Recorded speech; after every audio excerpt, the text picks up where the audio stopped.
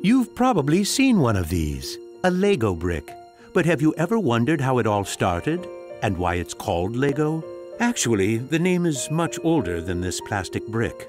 Are you curious? Let me tell you how it all began. Many years ago, there was a skilled and hard-working carpenter named Ole Kirk Christensen. Ole was a respected carpenter with his own company, but times were hard, so he didn't have much money and had to dismiss his last worker.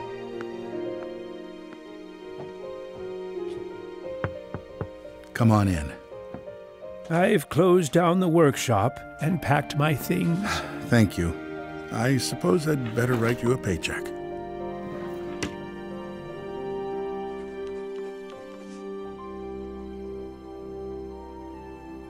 Take care.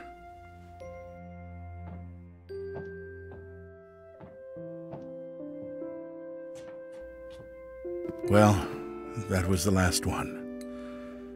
I just didn't imagine that it would come to this. I know. It's hard to understand. But at least now it can't get much worse. But it did get worse. Shortly after, Ole lost his wife. But Ole was a special person. He wasn't the type that gave up. And with the responsibility of his 4 sons, he had to think of something. Ole had gotten an idea, and for him, it never took long to put an idea into action.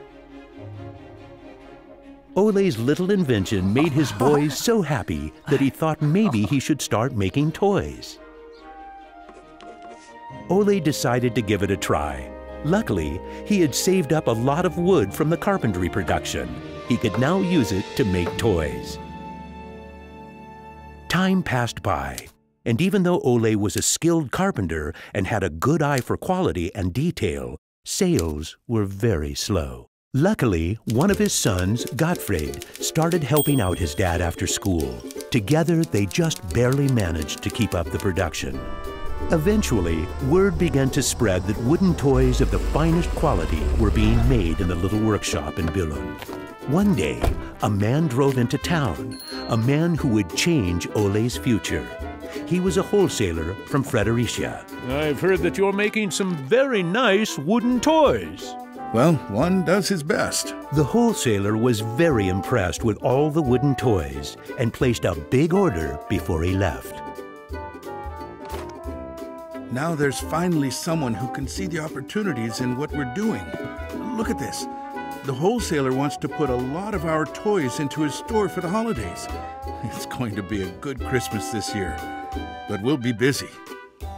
Now there was a lot to do in the little workshop, and Ole could rehire his former workers. Ole only used the highest quality wood, which was hand-picked and very carefully prepared. They worked day and night to get the order finished, so the wholesaler could get the toys out in stores before Christmas. Is there something wrong, Dad? I'm afraid that we're in big trouble. In the middle of their work, Ole received a letter saying that the wholesaler had filed for bankruptcy and couldn't buy the toys that he had ordered. But what are you gonna do? What about Christmas? Now we can't even afford food? I'll do it. What are you gonna do, Dad? I'll do it myself. I'll drive around selling the toys. There was no time to lose. Ole packed the car with all the toys and drove off. Ole was a very good toy maker, but was not a very good salesman. He didn't like praising himself or talking about how carefully the toys had been made. But he had to keep trying if he was going to sell anything. This is going to be a blast. Is there anything you're interested in? It looks exciting, but I don't have a lot of money right now. Maybe we could trade and call it even. Well, I would prefer money, but... In the end, he succeeded in selling all the toys. He didn't receive as much money as he had hoped, but the family managed, and they had plenty of food for Christmas. Time passed by, but the toys didn't sell as quickly as they had expected. Ole thought perhaps the company needed a good name. What should it be? It has to be a short word. I want it to convey playing well. In Danish, playing well is called leg godt. What should it be? What should it be? Yeah, if only I could get some sort of a sign.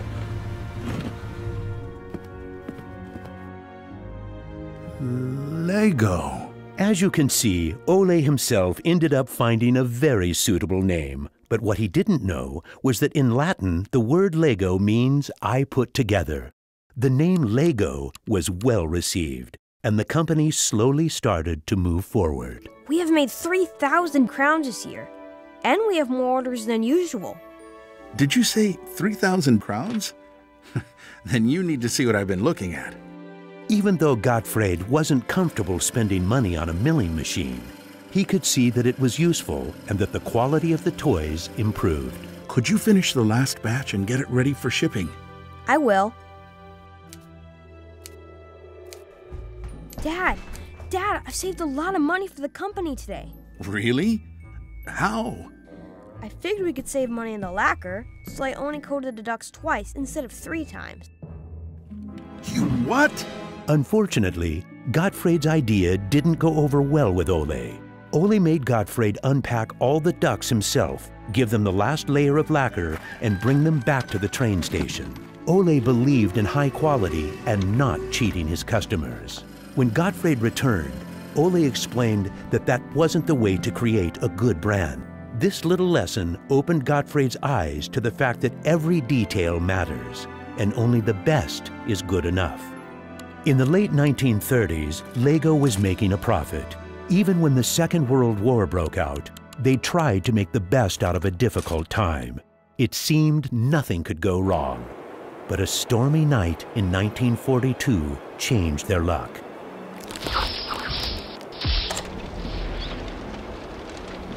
There's a fire! The workshop is on fire! But when the firemen arrived, they were unable to save the workshop. It burned to the ground, and all the drawings and models were destroyed. Ole was beginning to lose hope. All that he had worked for was gone, and he almost lost his company. But being responsible for his children and workers inspired him to rebuild Lego. A new factory was constructed. Soon the production of wooden toys started again. The little company fought its way back into the market. Gradually, the Lego factory began to run smoothly, and Ole started looking for new challenges. One day, he went to Copenhagen to look at a new machine that had just arrived in Denmark. It was a plastic molding machine, and Ole was very excited about it. Should we buy it? It sure is a good bargain, and it will give us a lot of opportunities. Well, it does sound interesting, but it is a lot of money. I'll take that as a yes. When the plastic molding machine finally arrived, Ole started making little plastic teddy bears and rattles. But he still had the plastic bricks that he had received at the fair. There was something about them that he couldn't stop thinking about. And even though no one else could see the potential in them, Ole decided to redesign and put them into production. But it was when Lego first launched the Gray Ferguson tractor that the plastic toys became a success. Unfortunately, the sales were dropping during the summer, and the company had too many toys in stock. This can't be right. Of course our products can be sold the whole year, not only for Christmas.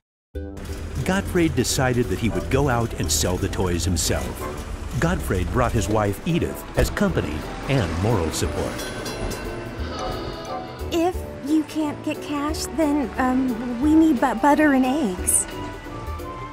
Well, it wasn't that bad. Gottfried was a success in his trip around the country, which helped Lego to get out of its financial crisis. They reached home just in time for Ole's birthday party. Ole turned 60, and the whole family was gathered to celebrate with him. Well, I guess it was a long trip around the country. Hey, I got an idea. Listen. What about a picture with the 3 generations? Everyone thought that was a good idea, and we were placed on the sofa with all the presents and flowers around us. On a business trip to England, Gottfried met the head of a big shopping center on his way home. They discussed the toy industry, and the conversation would be very important to the future of Lego. Damn this industry. I just think that toys are no good nowadays. What do you mean? I think they're working very well. Oh, they work fine, sure, but there's no system in anything. System? System? There isn't any system. What in the world are you doing, Gottfried? There isn't any system. The toys need an idea and a system built around it. I want to put system into play. Children have only been offered ready-made solutions. They need something different that will strengthen their imagination and creativity. So you're trying to put Lego into a system? Interesting. That same year, Lego started producing the first Lego system of play. Children could now build houses from the Lego bricks. The town plan gave play a realistic town setting, and with this, children learned about traffic safety. My sisters and I could play with the new Lego system for hours. Some people said we were the luckiest children in the world because we grew up in a toy factory. It was a huge breakthrough, and Gottfried decided to try selling it outside of Denmark. The system of play was so popular that they managed to sell it to many countries. Look what I just built!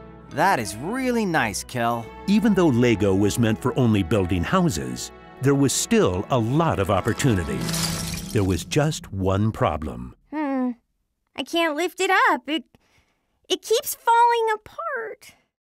That made Gottfried wonder. He wanted to find a way to make the Lego bricks stick together, but that was easier said than done. Gottfried noticed that the Lego bricks got a better clutch power with tubes inside. Now it was no longer just bricks, but a whole construction system with endless possibilities. This was groundbreaking for the Lego product. With a child's imagination, Lego could be anything in the world, over and over again. The imagination is the limit. Look, Dad! Now I can build everything! Unfortunately, Ole never got to see how successful the little brick actually became. Gottfried was left on his own, and he had to go through another fire at Lego that destroyed most of the wood production. Just like his father, Gottfried knew that he had to try to get the best out of any situation and never give up. Gottfried took the hard times with his head held high. As sales grew, the company also got bigger. He had to think ahead, and he decided not to resume the production of wooden toys and to only focus on the Lego system. It turned out to be a great decision. Many new models were built, and Lego got stronger in the toy industry. Sir, which one of these do you think is the best? That one. Even though it got busier at Lego, Gottfried still had bigger plans. Now he wanted to build an airport, so it would be easier to sell his toys to the whole world. Like father, like son. It didn't take long to put his idea into action. Only 3 years later, Billund Airport was opened. The many guests and business connections who visited the company always wanted to see the modeling department. Gradually, it got so crowded that it was hard for the employees to keep up their work. I think we better wait a while. Gottfried could see that something had to be done. He needed a bigger place to display the Lego models. I don't want to interrupt, so I'll just put this package of our new Lego train on the table. Just put it there. Train? The idea grew quickly from an exhibition room to an amusement park. And then we could have a tower so you could look over the whole park from above, the whole town. It will be a land made out of Lego. Legoland! Well, it looks interesting, but how many visitors are you actually counting on? Well, I guess, 200, 300,000? 300,000! Even though it sounded like a lot, my dad was actually pretty far off the mark. There were 600,000 guests the very first year. My family and I were there to greet the guests. We've kept up this tradition ever since.